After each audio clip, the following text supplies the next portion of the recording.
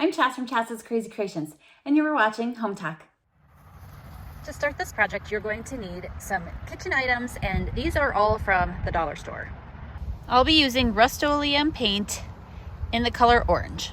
Now I'm going to let these dry completely before I move on to the next step. Now they're all dry, so I'm going to start with the pizza pan first.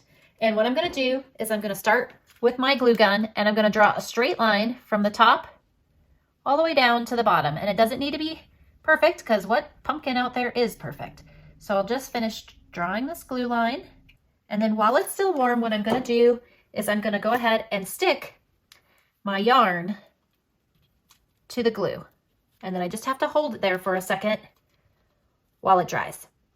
Now that it's dry, I'm going to go ahead and cut the end off. So I'm going to go ahead and repeat this process a few more times. Next, I'm going to take the yarn and I'm going to go all the way around the perimeter. Now that it's done, I'm going to set this aside for 1 second, and we are going to focus on, this is just adhesive backed felt, but it makes it stiffer. You could use other things as well, but I just want to make a little stem of sorts. So I'm just going to cut out a little strip of this, and then I'm going to come up with the design that I want to do.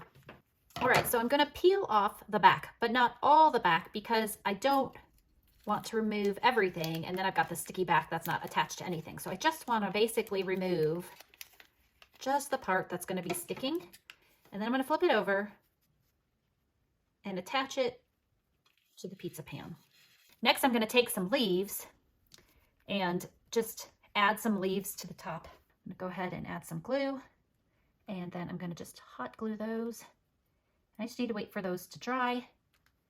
And then basically this one is all finished. Okay, so for the next one, this is the splatter pan, and we are going to focus on this first. So what I'm going to do is I'm going to flip it over to the back side for a moment, and I'm just going to add a little bit of hot glue. And again, I want a little extra, but I want to get this here in the hot glue, and then this I want to have on the front side. Okay, I'm going to go ahead and flip this over now. We're going to aim these out like so. And now what I'm going to basically do here is add a little hot glue to the handle, and I'm going to take the twine and I'm going to start wrapping it around the handle. Now this is not a fast process because you got a lot of winding to do. Now that I'm at the top, I'm going to go ahead, I'm going to keep a little extra because I want to glue that onto the back so it's hidden. That way it won't stick out. So I'm going to go ahead and flip this over, run a little glue along the back, and then I'll just place this piece in the hot glue and wait for it to cool.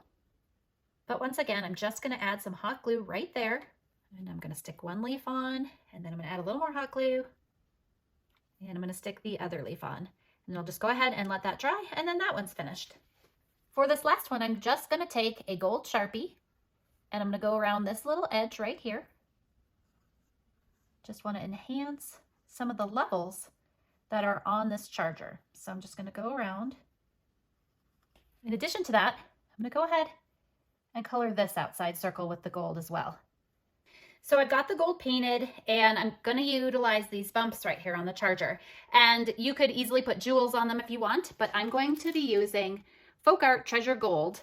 And all I'm going to do is I'm just going to place a little bit on my finger, and then all I'm going to do is just tap those circles. So again, it doesn't need to be perfect, but I'm just going to go around and just add a little bit to enhance that texture that is already there on this charger. Okay, now that it's dry, just like before, I'm just going to go ahead and add a stem to the top. I'm going to push on the top edge. I'm going to save a little bit here because, again, I've got some twine that I want to stick in there before I finish pressing it down all the way. I've got my string hanging there, and then I've got gold leaves this time that I'm going to add to my charger, and then I'll hot glue them into place and let them cool. And then this one will be finished. Here they are in our pumpkin patch by our cozy fire for fall. I hope this inspires you to make your own pumpkins for your home. Again, I'm Chas from Chas's Crazy Creations. Thanks for watching Hometalk, and I'll see you next time.